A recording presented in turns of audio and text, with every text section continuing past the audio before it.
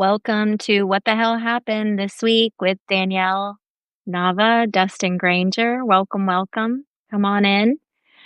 Um, Per usual, this week did not disappoint in as far as news items to discuss. So, um, I guess we'll kick it off with talking about the travel ban. And I went live yesterday to tell a full story about how it affects my family and a little more about my husband's background and how he got to the US. But the travel ban is on 19 countries. There's some uh, surprising entries, surprising countries chosen there. Um, we first found out about a potential travel ban back in mid-March. And so I kind of knew this was on the chopping block, so to speak. But it's still, even though we knew it might potentially happen, we're still kind of screwed right now. Just to give a quick scenario. So back when COVID happened and we couldn't access his mom because of the shutdowns, and we had infants, we kind of said to ourselves, like, we never want that to happen again. Like we want to be able to access his mom at the very least. And so we started the residency application for her. I thought it would take a year, maybe two. It ended up taking 3 years. And so she couldn't come to the US while that was happening. Anyway, she finally got it approved. And by the way, she sacrificed, all of my twin girls' toddler years for this. Lots of money. She finally got it approved and came last November. And for 2025 is her first year. She has to clock 6 months. She went ahead and clocked 3 months at the beginning of the year. And so she's allowed to come to the US. The issue is for Venezuelans, if you have a student, tourist, or business visa, you cannot come after Monday.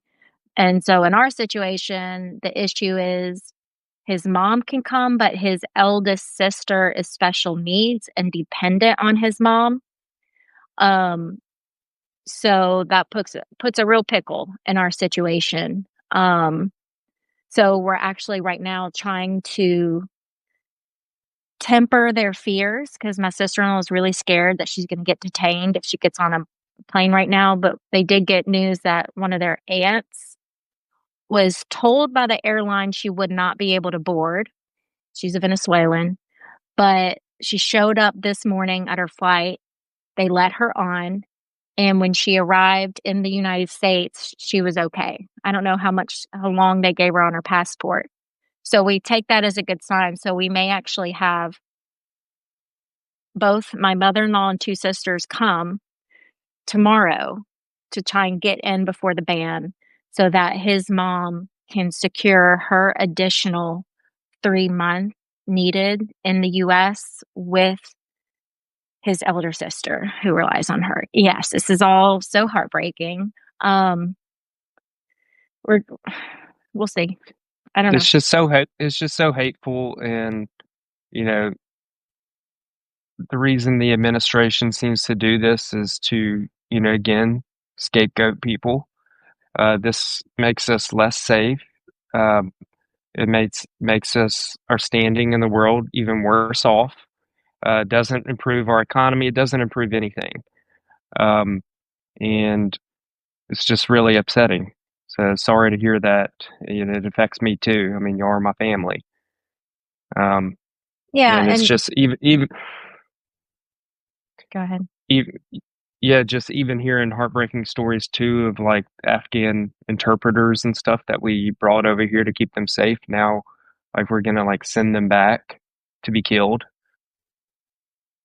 again. It just whittles away our moral standing in the world. Yeah. Um, And Another thing that this Trump administration does. I think they were just waiting for one more. They were waiting for an immigrant to commit a violent crime and to use that person as a scapegoat to go ahead and they were just waiting for it because Hmm. the perpetrator and would-be murderer of that horrible anti-Semitic attack last week. He was from Egypt, which is not on Mm. the banned country list. I didn't realize that. Yep. So they were just Hmm. waiting for some immigrant to do something, and we all know that when you look at violent crime rates, native-born citizens by far, even when you try and divide it to make it fair, by far, natural-born citizens commit extremely much higher rates of crime than immigrants do. So yeah, it's just a scapegoat, and it does affect people's lives. And the reality is, what's so messed up about the Venezuelan one too is like there's almost a million, almost like 2 million. I forget the last, but 1 or 2 million Venezuelans in America right now. And of course and because of their dictatorship, they've fled all over the world. Yes, America's probably the number one country they came to, but like my in-laws are now in Panama, and a lot of people went to Europe or to different parts of South America. Canada and Canada, Canada and yeah. Australia. Andreas's best friend is in Canada, and the reality is that hurts everyone. It's heartbreak for the families because, like what somebody said yesterday in my video, the reality is families cross borders, especially this day and age. And for Venezuelans, like to see each other, we have to cross borders. Um, and so to just kind of cut everyone off from seeing their family it's just heartbreaking, Yeah. senseless. And meanwhile, this will be a segue. I mean, we're literally as a family yesterday in the trenches, like trying to workshop, like, what are we going to do? And trying to map out our contingency plans, et cetera. And meanwhile, all while we're doing that, there's a titty party, Twitter war, truth war, whatever the hell, where Elon and Trump are duking it out. And I'm like, it just feels like a distraction, right? Somebody tweeted out, like, when the Muslim ban was initiated in 2020, people were protesting at the airport. And now it's just kind of like, it was just like a blip. It was a little blip on the news, uh, a couple days, Yeah. like, was it 2 days ago? And it's just like, oh, we're no big deal now. Like, that's nothing compared to the ICE, detainments and deportations. And so it's just another layer that strips us of our empathy. It strips us, it just adds more numbing to it. And little by little, they're taking away rights, um, and privileges every day. And it's happening. It's the slow boil. And so I was just so pissed Yeah. that the Twitter war happened yesterday because I was like, of course it is. Yeah. I have mixed feelings about it. Of course, I like to see them fighting because them together, allied, is a very powerful force for evil in this nation. So to see them fighting is good. That means maybe one less hour they're working to dismantle America together. But a few things like popped up that kind of make me mad at the same time because now Trump is threatening to deport Elon, threatening to pull his subsidies, and showing again uh, making a mockery of our justice system, saying like you could just do that for political reasons, even though a lot of liberals can't stand Elon and want him to be deported because we see the hypocrisy in just randomly deporting people and then leaving somebody like Elon who is committing all kinds of crimes and hurting America.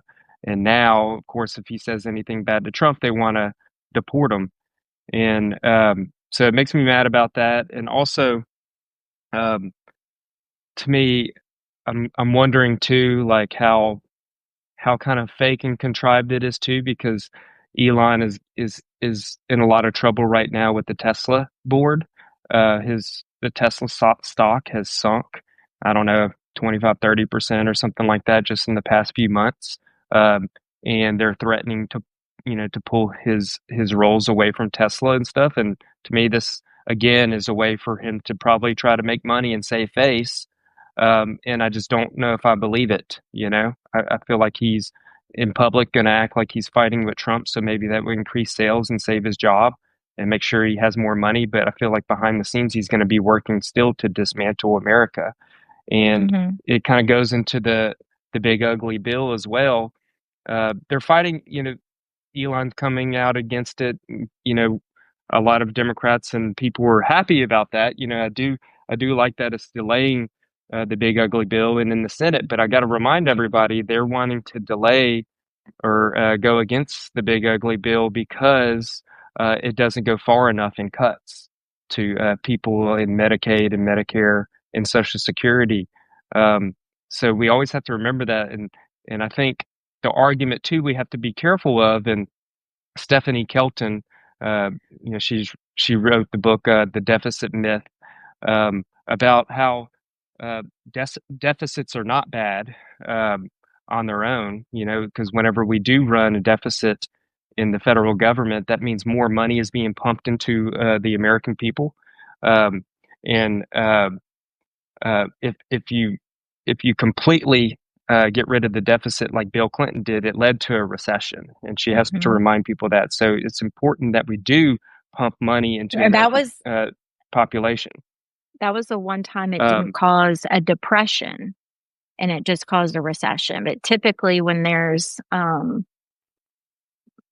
not a deficit, in the past it was followed by a depression, yeah, because when you surplus. cut the budget, and so yeah, so whenever you remove the deficit completely and cause a budget surplus, that doesn't help American people. That means you're taking money away from the American people, and there's less dollars floating around in the economy.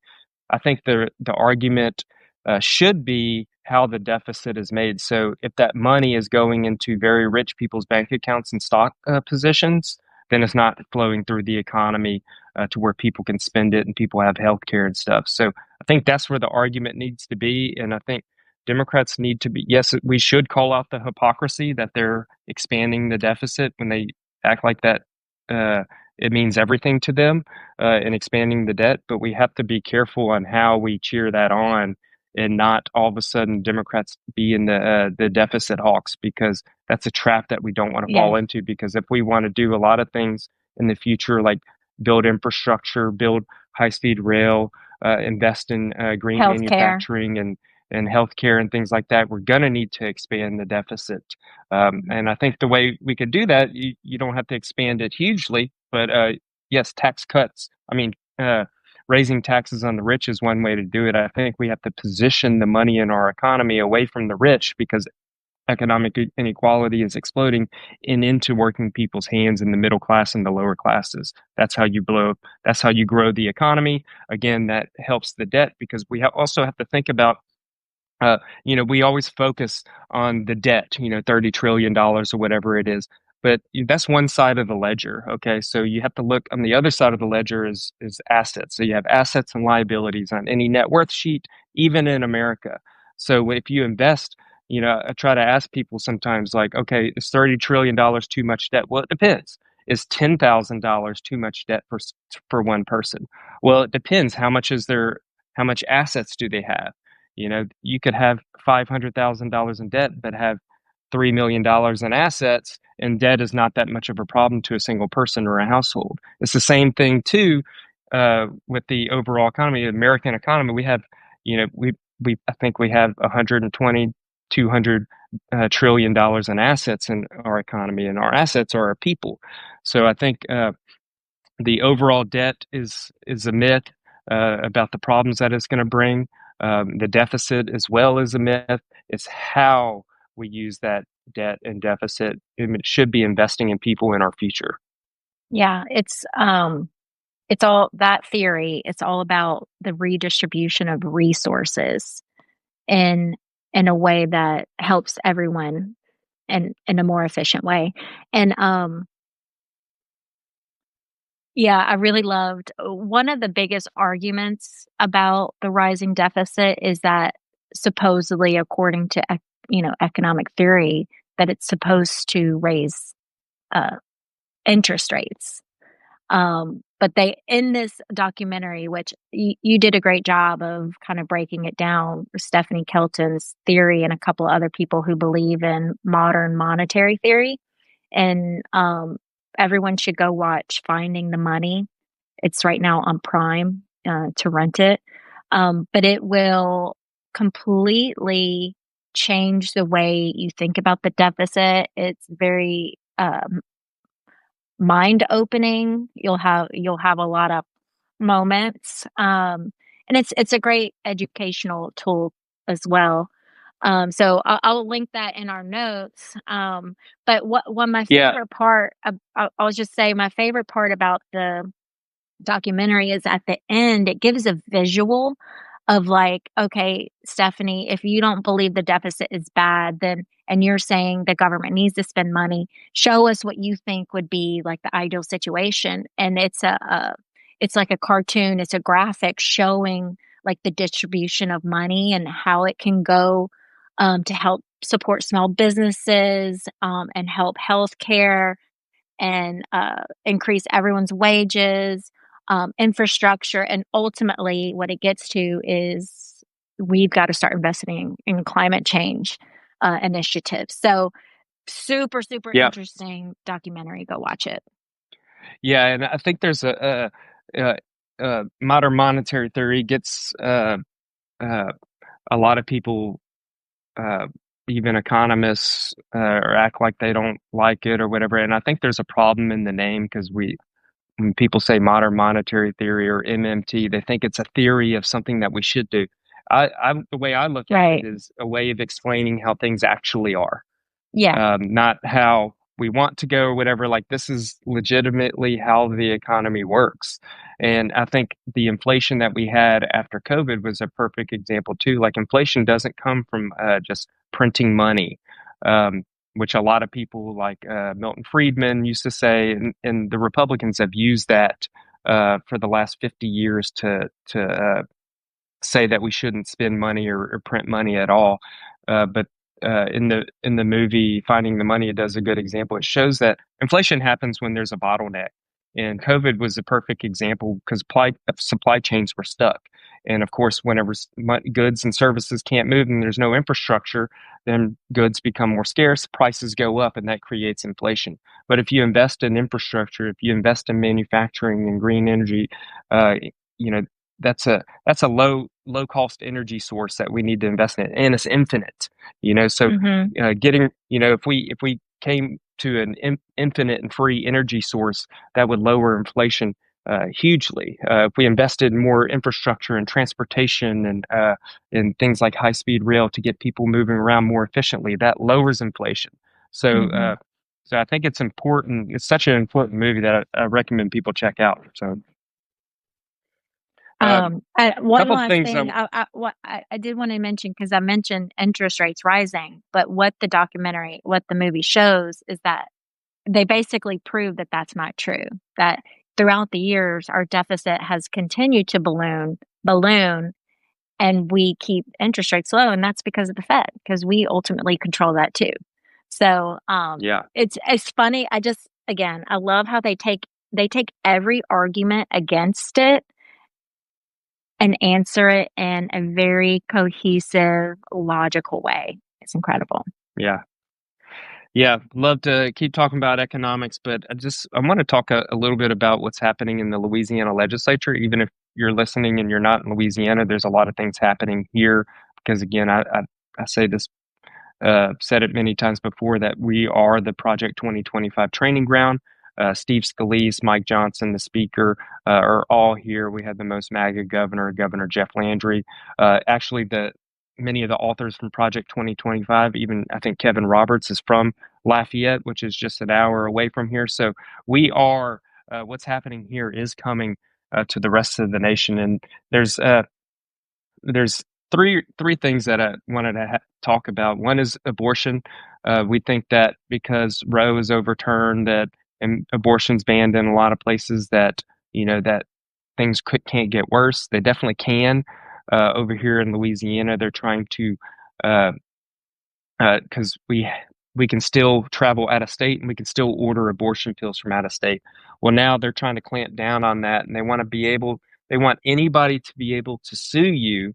If you're a woman that tries to get an abortion across state lines or whatever, they want anybody to be able to sue you for doing that. So if you were raped, the rapist's parents could sue you. And they can sue anybody who helped a woman get an abortion order or abortion bill too. So anybody can. And Just if they didn't like you, they're able to sue you yeah. for supporting that. And organizations that help, abortion organizations that are helping people travel out of state, they're trying to go after them as well. And how are they gonna even be able to prove? Like, it sounds like they can just, like, claim that you got an abortion. And are there any, like, regulations or boundaries around that they have to No, be I able to mean, prove? yeah, that's the thing. We don't know, which goes into privacy concerns again. Are they going to be able to, in a court of law, demand to see for you to prove that you didn't get an abortion? Are they going to look at your medical Yeah, records, travel records, and all that? And are they going to look at your communication? Is that going to be able to be yeah. subpoenaed as well? Or so are we looking at private text messages? So it goes so far, and that's not just one thing. We every year. It's just a Uh, witch hunt. It's a witch hunt. yeah, and in Louisiana, we have no exceptions for rape and incest. Okay, so we do have the exception for the health of the mother. Of course, that's even gray area. It's not good enough, but we don't have exceptions for rape and incest. And I got to remind people too, like um, it is very unpopular, even in Louisiana, that we don't have exceptions for rape and incest. I mean, for women in general, I think it's like 77, 80, or 85% that people in Louisiana agree. And we have a lot of conservative people here. Most people agree that you should have exceptions for that. So we tried that. We keep trying that. We try to bring a bill every year to provide those exceptions. This year, we tried it a little bit different. We said, okay, if you're at least under 17, if you are a child, if you're a minor, shouldn't they at least have exceptions for rape and incest? Nope. We have our Fucking shame. conservative legislators, our supermajority Republicans are against it. So they're against strong popular opinion here. And there was a terrible comment that Rep. Bacala, which is super conservative guy, I saw that. in the Louisiana legislature, said that it depends because they were talking about a 10-year-old, because 10-year-olds can get pregnant in some Mhm. cases, and that is rape. It's considered rape, and many 10-year-olds are raped, and there's incest involved. And he said, well, it depends on the maturity level of the 10-year-old. So that's where we are right now in Louisiana. And Vomit. um, Like, what? Like, bottom of the barrel scum comment. Like, what is this person doing legislating and creating laws for our state to say something like that? It's sick. it's disgusting.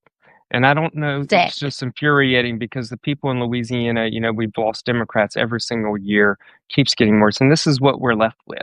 Like they are doing nothing in our legislature except providing draconian bills, anti freedom bills. They always pretended like they're the Freedom Party or whatever, but they are the party of government interfering in your personal life.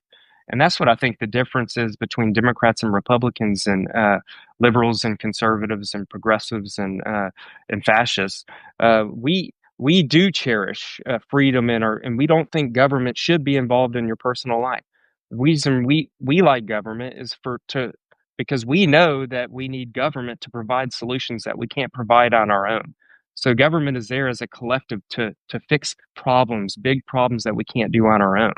And the fact that they're opposite of what makes total sense. They are against government not providing any solutions collectively, and we're all on our own economically and every other issue problem in our life through climate change and everything else. But then they want the government to be involved in things like your personal lives. To me, I just don't understand how that could be popular at all, and how they can get any votes, much less get a supermajority in the Louisiana legislature. And I hope to God that changes in the coming years. That reminds, like, it just kind of brings something up. I've been seeing, and maybe you've been seeing or feeling this too, of an upward trend of liberals coming out and saying and like trashing the Democratic Party. Elon held that poll on X about should we start a new party.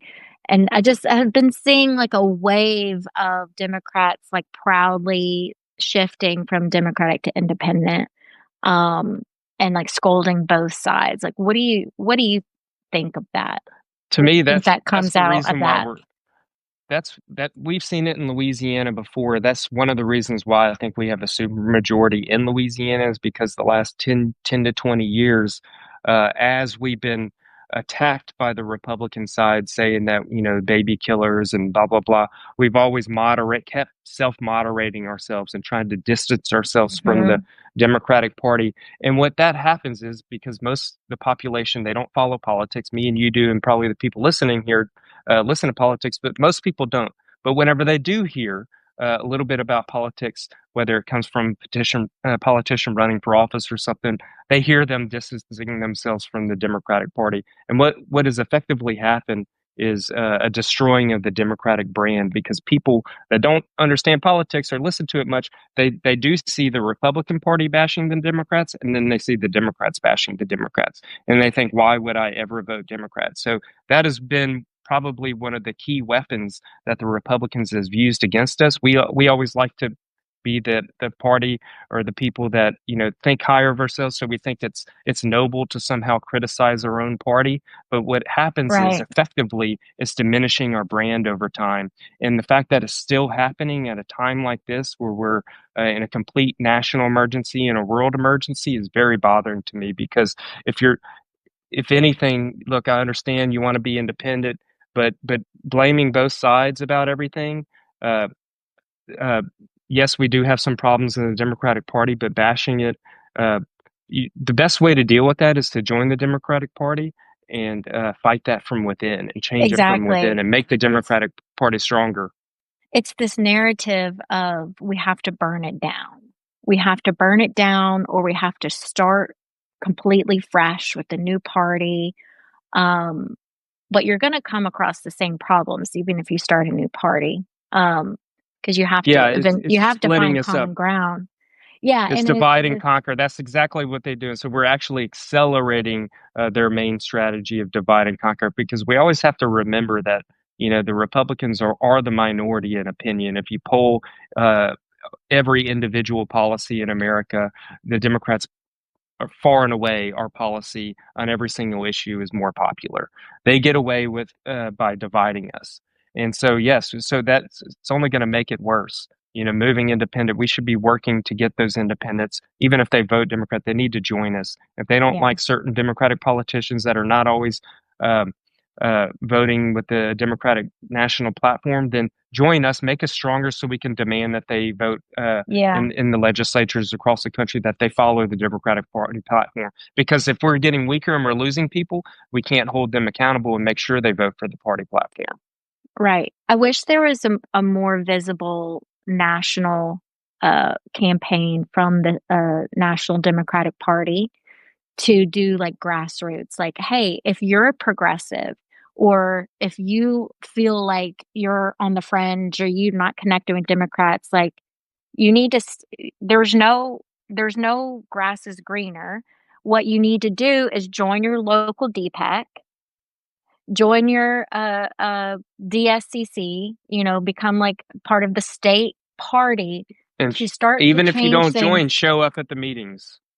Just show up. I saw that I posted a reel last week, and this young woman is now the party chair in her county, and she said, "I did it just by showing up."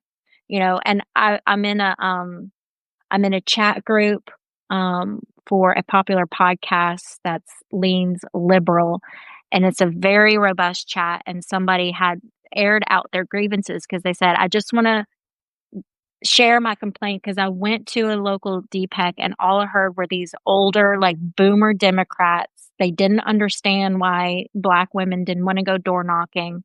And it was several things she listed that they were so out of touch. And I told her, I wrote back, I go, just keep showing up.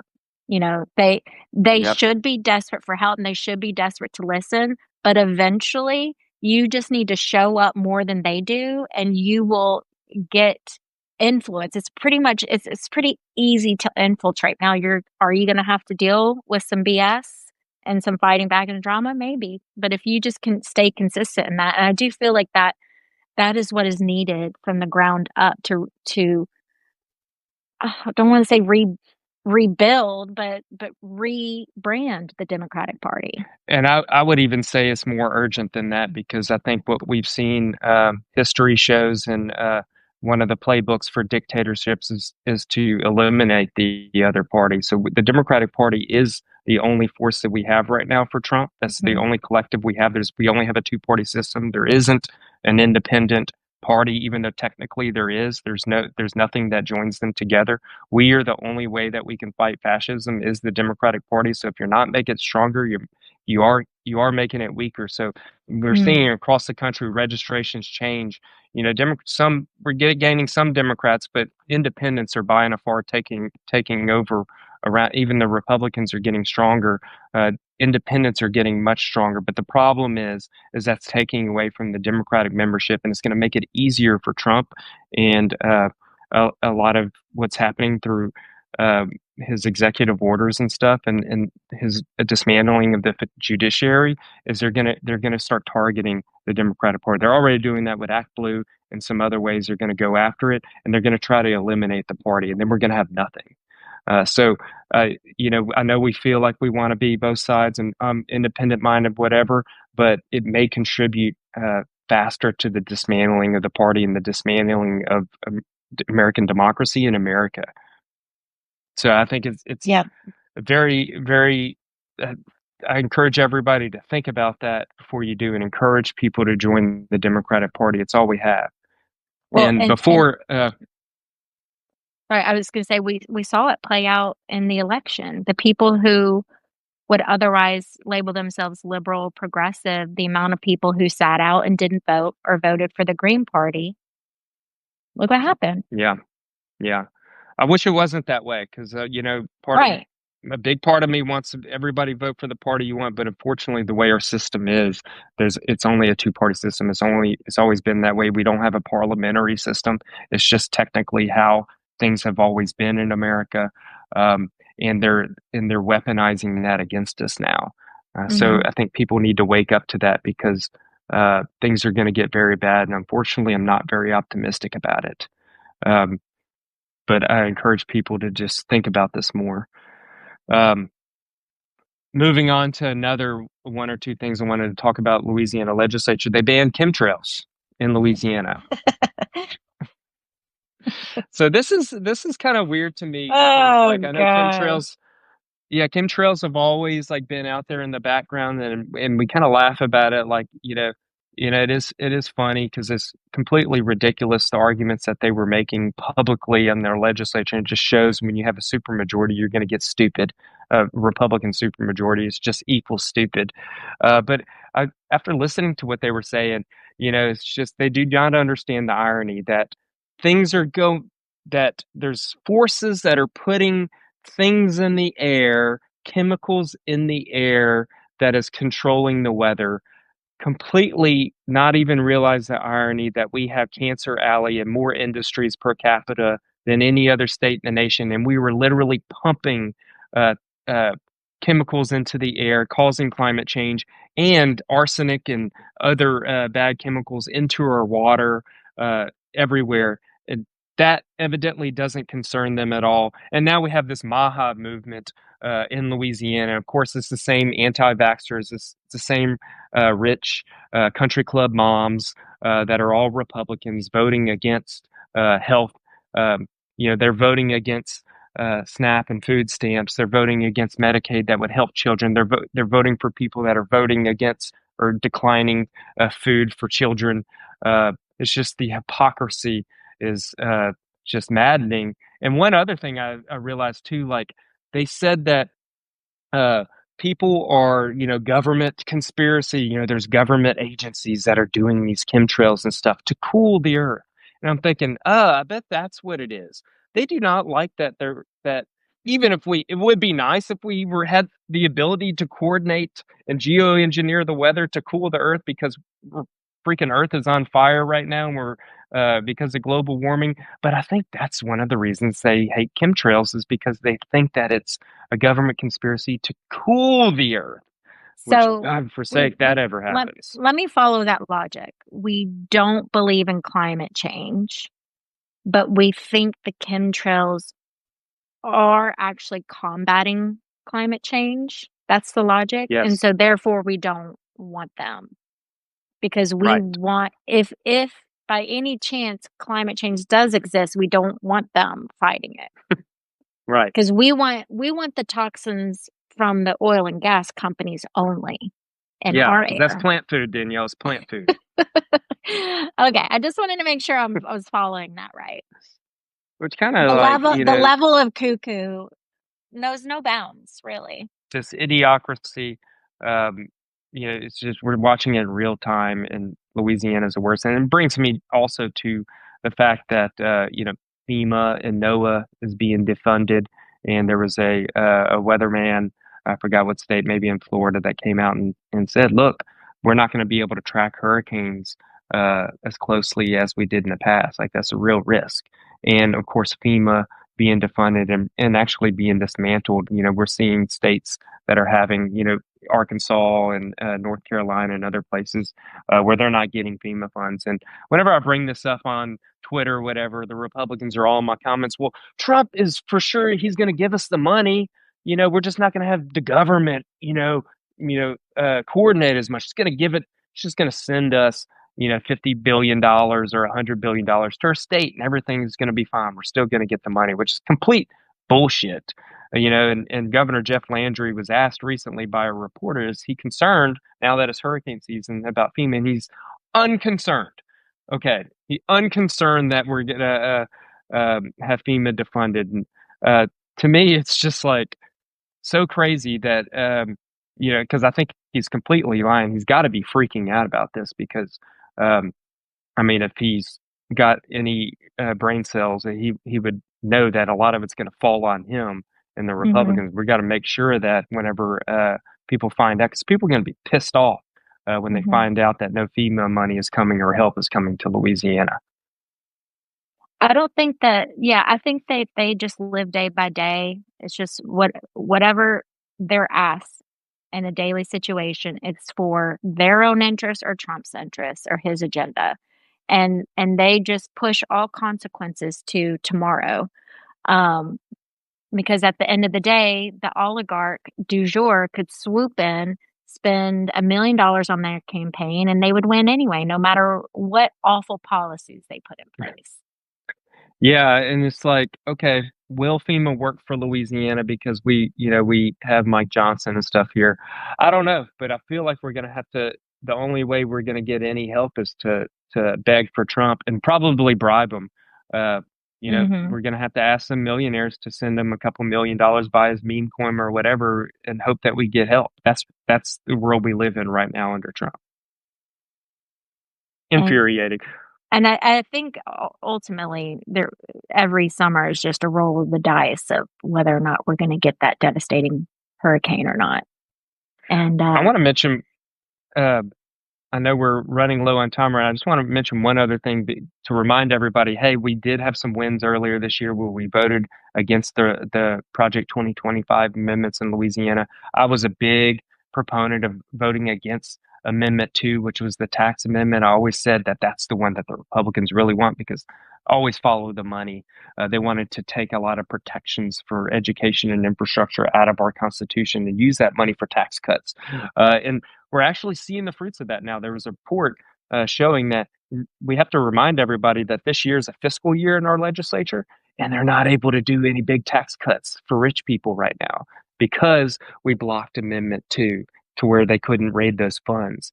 And I'm just like, you know, seeing some Republicans, they wanted to cut the personal income tax rate at the top. They wanted to cut the corporate income tax again.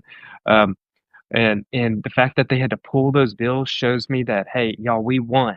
And remember that we won. Now this is going to force them to wait another 2 years right before the next election and have to run in an election year on tax cuts for the rich, and that gives us 2 more years to lobby against this and remind the people of Louisiana that they're trying to rob from us for tax cuts for the rich. So I just wanted to tell everybody, hey, we got to win, and it's still paying dividends right now because we're not being screwed this year in a tax And year where we could have easily been raided.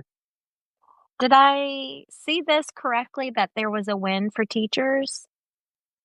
Yeah, and we called their bluff. Remember, they held teachers hostage for Amendment 2 Mhm. because they knew that it was so unpopular and so confusing um, to remove all these protections for us in the tax part of our Constitution of Louisiana. So they tried to say, well, we're going to help teachers and make their temporary pay raise permanent by basically just moving some money around, and it wasn't gonna protect teachers.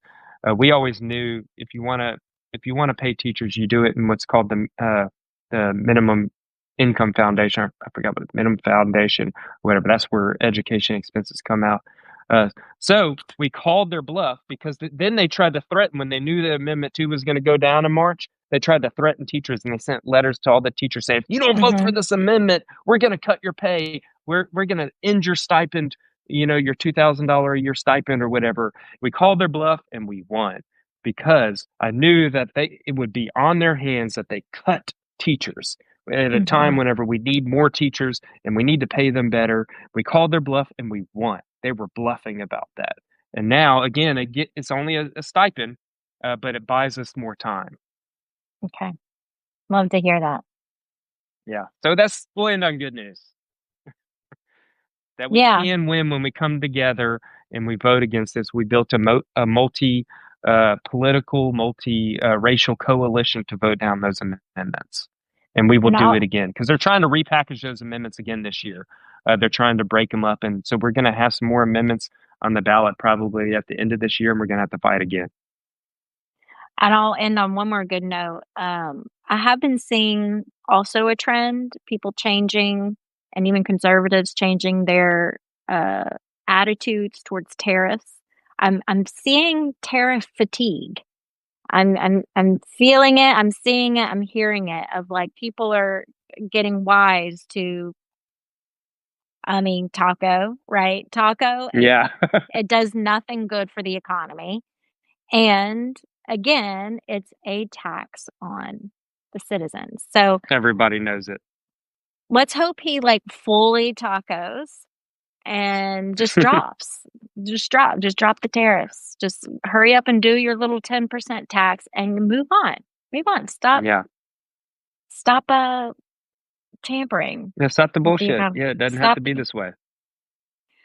But, I just feel like we're not, I mean, he was inaugurated end of January, but 5 months in, feels like just halfway through the year, and just kinda looking back on what all has happened in such a short amount of time, and I'm just like, "What's the rest of the year have in store?" I don't know. Yeah, that's my only thing. We're pulling the rug out of the tariffs. People are understanding, but I wonder what would happen next because I mentioned in our last Substack live that Exactly. the tariff is a way of him to show that he's doing something. And again, remember he scapegoated everybody's economic problems, the middle class and lower, that the reason that they're not doing well and that rich people are getting richer or whatever is because it's immigrants' fault and it's China and basically every other nation around the world's fault that you are feeling the pinch economically. So this tariff is a way to show that he's out there fighting, like he's the Jedi with with the red lightsaber out there fighting. But when we remove that fake weapon that he uses, I wonder what else is he going to double down on immigration? Is he going to do something else? And Right. that's the thing that worries me. 'Cause every time you challenge the idiot, there's gonna be some other con right behind that one, and is that con gonna be Yeah. more damaging than the first? We don't know. Yes. Exactly. Likely Because at the big. likely, yes. Likely, yes. Just studying what's happened in the last 5 months, I just don't see ultimately, my pessimism comes from it's not gonna get better. Like, he's not gonna just all of a sudden start being a normal president. It only gets worse from here. And I watch these talking heads on CNBC about the market, and I'm just like, what planet are you on? They think it's I heard someone yesterday, they said, I'm glad that, maybe the tariffs are starting to die down, so now there'll be, like, less, uncertainty in the market, and we can get back to normalcy in the market. I'm thinking, "Bless." Yeah, Like, it's not the tariffs that are the uncertainty, it's Trump himself. So as long yeah. as we have Trump in power, there's going to be economic uncertainty. And Mhm. there's going to be capital flight out of America. There's going to be the disintegration of the rule of law, which is the underpinning of our entire economy, and why we're the global Mhm. superpowers, because we've always had a rock solid uh, set of laws and rule of laws. We protected property rights and everything. All of that is being undermined right now. So yeah, the money people are thinking, uh, that he's just full of shit. Which I do agree with them on that. They know everybody knows that Trump is full of shit. They know he's corrupt, and they think that eventually he won't like the economy being um, tumbling. So they're betting that he's going to just make everything better and just kind of be a normal presidency, and that's not going to happen. We're going to see him push the envelope and the rule of law, undermining other aspects, undermining the Democratic Party, like I said earlier. So there's a lot more to come. So yeah, Yeah. we are happy that the market is higher. So your 401ks and stuff, but I always say, Warren Buffett said, uh, buy your straw hats in the wintertime. Right now is the time you need to be looking at your investments, making sure you can handle the fall that we had in the past, in March or April, it could come again. So, plan accordingly. Yeah, now would be that it's better to make those decisions when things are rosy instead of waiting until you're panicking and then you have to make a decision. So yeah, it feels weird to be like, it's not fear mongering because we're literally just reading the writing on the wall. It's weird to we've never felt this way about one man or presidency controlling the market, but it does feel like something's got to give, and it feels inevitable. And so if you are someone who feels any unease or worried about something like what happened at the beginning of April of that happening again, now's the time to make the decision. And I'll include a link if you're interested in talking to us a little bit more about your situation. You can schedule a discovery meeting with us and we could see if we're a good fit. So I'll include that link. But that brings us to a close for the week. Uh, I'm mentally exhausted personally. Um, need one Same. big I weekend need a long nap. vacation. Need a vacation. I need a coma. Uh, but So thank you everybody for oh, tuning in. Dustin is heading to Europe for a few weeks. So I don't know if we'll be on here next week or for the next few weeks. So we may take a little summer hiatus. Mhm. Hopefully I can get some writing in, but y'all stay tuned. All right, y'all. Thank you everybody. Bye. Okay, take care. Bye bye.